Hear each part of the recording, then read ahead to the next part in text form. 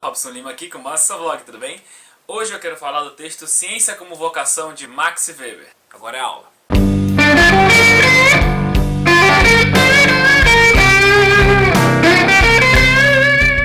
Minha proposta hoje é dar uma espécie de guia de leitura do texto. Em si, ele é bastante pequeno, então vocês não devem ter bastante problemas. E a linguagem também é bem tranquila, comparada com outras obras do Weber. Então, honestamente, se você quiser ler algo de Weber, é uma boa ideia ler esse texto, ver um Weber maduro, já correto com as ideias dele, se dirigindo a um grupo de jovens estudantes. Então é sempre interessante ter esse Weber mais palestrante de vez em quando na sua vida, né? Vamos lá? 4 livros aqui são os meus 4 livros da minha biblioteca pessoal que possuem o texto Ciência como Vocação. A minha biblioteca está longe de ser uma amostra do mercado editorial brasileiro de sociologia, mas dá para se perceber que é um texto bastante divulgado dentro da obra dele e é bastante tranquilo de se achar. Eu tenho desde Martin Claret até edições da Penguin, isso aqui, que apesar de antigo é um dos melhores livros do Weber até hoje, que é o Ensaio de Sociologia, com a supervisão técnica do Fernando Henrique Cardoso, quando ele ainda era só Fernando Henrique Cardoso e não tinha nada com política ainda. Então é bastante interessante saber que desde coisas tão antigas quanto 70 e pouco, até coisas mais moderninhas, nós temos Weber aqui falando conosco, né? Ciência como Vocação é geralmente pensado junto com uma outra palestra chamada Política como Vocação e geralmente é agrupada junto nos diversos contextos aqui. De fato, nesses livros aqui, somente um deles não contém também Política como Vocação. Essas palestras foram dadas ou em 1918 e 19 ou as duas em 1919. Até hoje não conseguimos decidir, né? É meio confuso isso, em termos historiográficos. Mas as palestras foram dadas na Universidade de Munique a um grupo de jovens estudantes, a uma Alemanha pós-guerra, bastante fraturada com todas as mudanças que ocorreram na Primeira Guerra na Europa, certo? Monarquias caíram, a Rússia tornou-se comunista, então tudo aquilo estava acontecendo. E Weber foi um cara muito envolvido com a Primeira Guerra Mundial e com a política alemã do tempo dele. Então ele tem toda essa carga política, certo? E que carga é essa? Nós ouvimos muito que Weber é o Marx da burguesia. Não é tão por aí. É verdade que Weber tinha umas posições políticas mais conservadoras. É verdade. Ele foi um monarquista, confesso, até a queda do Império Austríaco? Foi. Este mesmo Weber também ajudou com a criação da República de Weimar, que é o período de democracia republicana que nós temos entre o final da Alemanha enquanto império e a Alemanha fascista de Adolf Hitler, entendeu? Então, esse respiro democrático que a Alemanha na primeira metade do século XX teve um pouco do dedo do Weber no meio também. Ciência como Vocação se propõe a responder uma grande pergunta, que o Weber faz logo no começo do texto. Quais são as perspectivas pecuniárias, principalmente, ou seja, materiais, que um aspirante a cientista pode ter na Alemanha daquele período? Isso parece uma pergunta super específica que não tem para que eu ficar lendo disso hoje, Robson. De certa forma é mesmo, mas clássicos são textos que sempre conseguem transcender essas barreiras de época. Então o que Ciência como Vocação traz para nós hoje? Qual a pergunta que Weber quer trazer e que traz o texto e que propositalmente ele não responde com uma resposta ponto final e acabou? Weber se pergunta sobre o papel da ciência no mundo moderno. Agora que nós já estamos desencantados, agora que nosso mundo não tem mais um Deus que nos governa, cada um acredita no seu, agora que a política está toda fragmentada, agora que meu país ao meu redor todo mudou, agora que as estruturas de trabalho foram totalmente reformuladas devido à entrada do capital, com tudo, século XX, e aí, como é que fica a ciência? Weber busca resolver uma tensão entre dois aspectos do trabalho científico, da época dele e da nossa também. O aspecto utilitário, o aspecto que procura ver a ciência como meios para alcançar um fim, etc. e tal. A concepção de ciência que a maioria das pessoas tem e que Weber concorda. Afinal de contas, ciência é um trabalho. Ela precisa também ter o seu lugar no sistema de produção das coisas. Legal. E a questão da ciência enquanto formação espiritual de uma pessoa, que é o que os alemães chamam de Bildung. Eu acho que a pronúncia é essa. A Bildung, ela é a noção de que o saber científico entenda a ciência de forma mais ampla que você conseguir pensar, desde biologia e física até filosofia, ética, Platão, enfim, tudo, tá? Conhecimento científico de modo geral.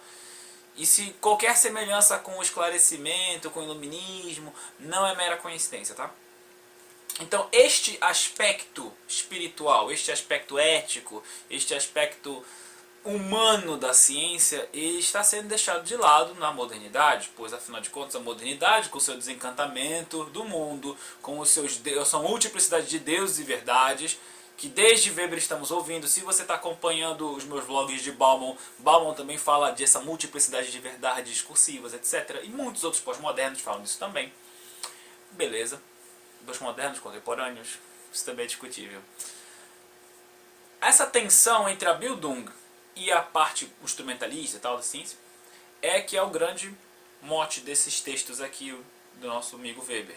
Em primeiro lugar, um jovem cientista deve livrar-se da ilusão de que ele é o próximo Isaac Newton, que ele é o próximo Albert Einstein.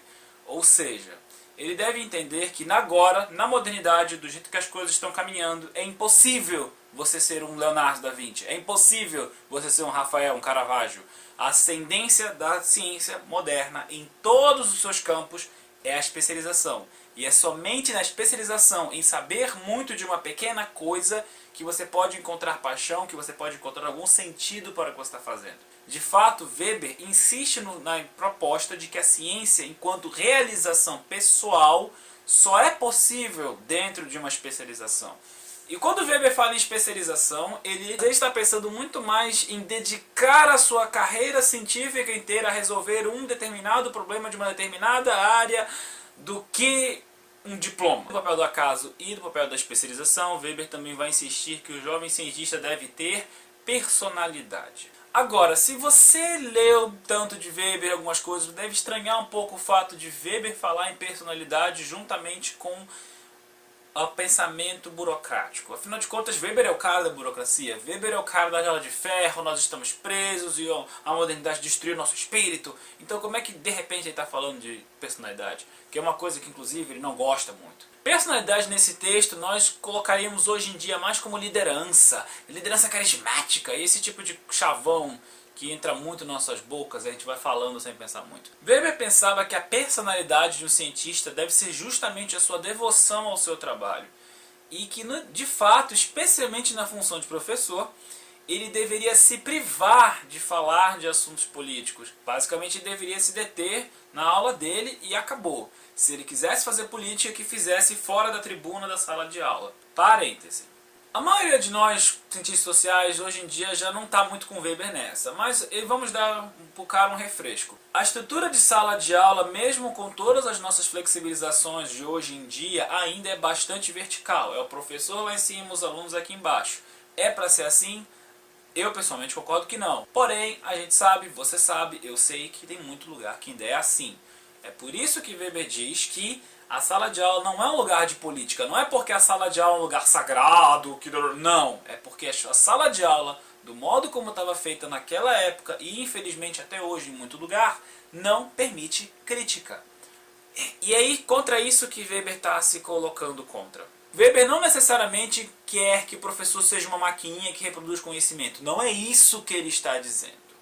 Porque o mesmo Weber que faz isso é o Weber que insiste no outro político como vocação, que você tem que ter paixão pela política. O que ele quer é que se faça política em contextos apropriados, em contextos onde haja a possibilidade da dissensão, onde a dissensão não seja coagida simplesmente por ser contra o pensamento oficial. Ou seja, meus amiguinhos, esse cacete manifestante que não concorda com você, nem o papaizinho Weber, que muita gente vai dizer que é o Marx da burguesia, concordaria. O que Weber nos diz com ciência como vocação é: a modernidade destruiu os nossos sonhos de um mundo fechadinho, bonitinho, onde tudo faz sentido. Destruiu os deuses, acabou com as nossas certezas. Basicamente é isso que Weber sempre diz quando ele fala em desencantamento do mundo. E qual é a consequência disso para a ciência? Existem as consequências materiais, que é a primeira parte do texto, ciência como vocação. E também existem consequências maiores do que simplesmente o próprio cientista. As consequências maiores que eu falo são as consequências para a ideia de Bildung, que é a ideia de formação completa de um cientista, da ciência como além de algo utilitário. A ciência como uma formação filosófica, política, de alguém envolvido nela. Então o que resta para um cientista preservar a sua própria humanidade, que é a ideia de Bildung, preservar a sua própria individualidade, a sua própria formação cívica, política, moral, filosófica, diante da impersonalidade da ciência, é dedicar-se ao que ele entende ali, a especialização. Gente, é isso. Ciência como Vocação é um texto bem tranquilo, na verdade, bem interessante, é um pequeno e inteiramente denso, cheio de pensamentos que você fica, uau! Muito obrigado por tudo. Se vocês gostaram do vídeo, deem um like. Se vocês não são inscritos no canal, se inscrevam. Deixem um comentário aí, qualquer coisa. Robson, por que você cortou o cabelo? Robson, adorei o vídeo, o copinho novo. Ou então, cara, esse texto do Weber me lembra tal coisa. Ótimo, pode ser qualquer coisa. Você pode dizer que eu estou errado, que isso e aquilo. Não tem problema, gente. Eu aceito o feedback. Vamos lá, vamos conversar esse espaço de vocês. Aqui não é a sala de aula do Weber, tá? Também estou no Facebook, facebook.com.br/sociovlogbr. Se você sente que não é simplesmente a questão de uma pergunta ou duas, você gostaria de algo mais aprofundado, especialmente agora considerando que tem seleções de mestrado vindo, que tem Enem, que tem provas de vestibular. Eu faço tutoria online, tá? Via Skype, a gente se combina tudo por aí, lá no Facebook, só me dê um toque lá que a gente conversa. No mais, gente, muito obrigado. Robson Lima, como sempre, adorando estar na vossa companhia, gente. Até a próxima.